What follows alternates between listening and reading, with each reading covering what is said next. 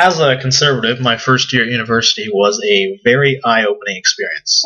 I was under the foolish impression that the university environment would cater to my desire for open political discourse. I soon learned, like all conservatives eventually learn, that university campuses are an echo chamber for the institutional left, and as such, they respond rather harshly to anything even a millimeter left of center. These are all people who, in my early life, were supposed to be the ones who preached the ideas of tolerance and diversity, but it became clear to me after 3 or 4 weeks in classes they were not defendant of tolerance or diversity, rather they were defendant of the incredibly flawed ideology that is modern liberalism. They resorted to calling me a racist, sexist bigot rather than debating policy. If you're a conservative on a North American university campus, I'm sure you've fallen victim to this already. Being thrown into this environment forced me to learn how to fight back against the left.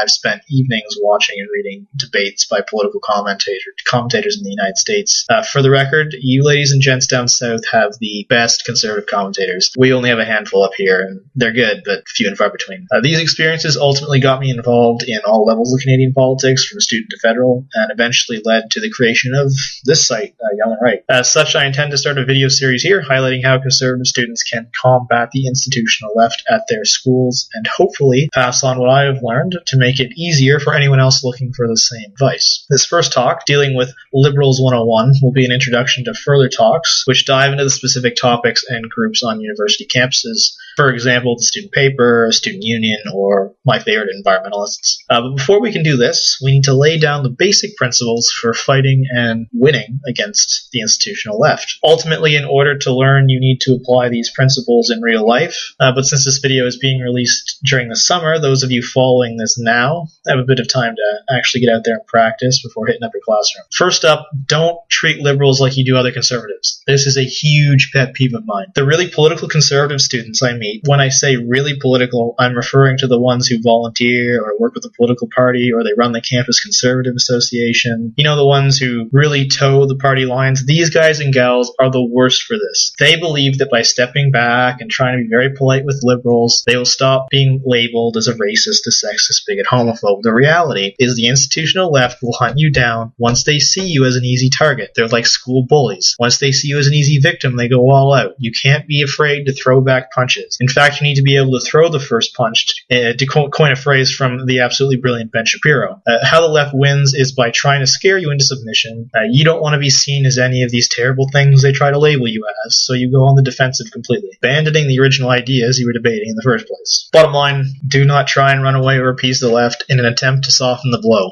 It does not work, and you will be eaten alive. The next step is turning the debate around from an attack on you to exposing the person on the left for who they really are. They're going to use their one tactic of labeling you as a terrible person in an attempt to win, and in most cases it works. You need to be able to stop and go, you know what? The only person in this debate who is being insert phobia or ism of choice here is you for using that term in a situation which is irrelevant. You are using insert target group here as leverage to further your political position instead of trying to convince people with fact and logic. Being able to do this on the fly is something that takes practice, as with any debate tactic, but in order to do this, you need to research your opponent, you need to know which false label they're going to use, and prepare for it. And in the best scenario, call them out on it before they can use it against you. Keep them on the defensive without falling into the trap of doing so yourself. The next crucial step is ensuring you maintain the topic of the debate. Anybody with experience dealing with the left knows they love to drag you off on distraction topics in order to move the conversation away from the real issue and back up their attempts at labeling you as a morally deficient human being. For Canadians, the go-to distraction these days seems to always be the First Nations population. For example, in a debate on the legality of drugs, I was recently accused of thinking Aboriginals were drugged-up alcoholics, despite no one ever referencing the Aboriginal community in that debate. The response on my behalf was simply pointing out that the topic was irrelevant, and by asking me where I actually made those comments, at this point I moved on to move the debate forward because they couldn't point out where I ever implied that. This leads to the next important step: questions, questions, questions. This is a debate tactic for anyone you debate, not just the left. You want to respond with questions, keeping them on the defensive, wasting time trying to justify their inconsistent ideology. This is how you expose the left for how flawed their ideology is. It's you asking the questions that point out their inconsistencies in order to force them to expose what they and the rest of the institutional left actually believe, instead of the vague picture they paint with buzzwords and double standards. If the left asks you a question that you don't know the answer to, don't be afraid to say that you don't know the answer to it. I fell for this trap a number of times, and it makes you look like an idiot. Don't let pride blind you from the main goal of eventual victory. Admitting you don't know the answer to a question is easy, and it shows you actually researched the topic at hand. All you gotta do is reply with something like, I don't know enough about the topic to comment on it accurately. I'm gonna have to go research it when we're done here, and, I'll get back to you on it. This ensures you don't make a fool of yourself. On the topic of making a fool of yourself, don't feel the need to defend other conservatives who are blatantly wrong. One of the weaknesses of the left, which we as conservatives can exploit, is their institutional mentality. They will unquestioningly defend another leftist even if they say something so dumb. As conservatives who think individually, don't be afraid to disagree with one another.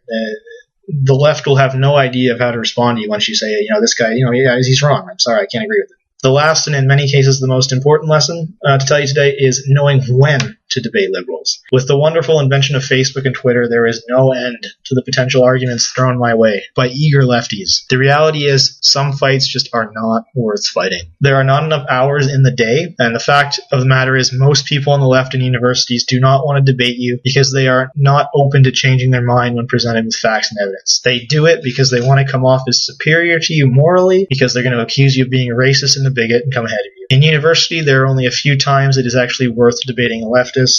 Firstly, if it's part of a class discussion where you're actually being graded for participation, and or if there is an audience. Since the left on campus is never going to change their mind on anything, no matter how much fact or logic you throw at them, the goal is to expose their flawed ideology to the audience. Make them look like a complete fool for using double standards and fallacies to try and push their emotions-based arguments. This is how you truly win and defeat the left. For anyone asking, what if I meet someone who is a leftist that wants a legitimate debate? Well then, you know what, great. I'm sure as hell's frozen over at this point, or in reality, the person is most likely more centrist, and there isn't too much to worry about with them. These people, from experience, are usually average Joes who have an interest in a specific topic and just want to bounce ideas off you, and this is a great opportunity to bring them to the right side, so to speak.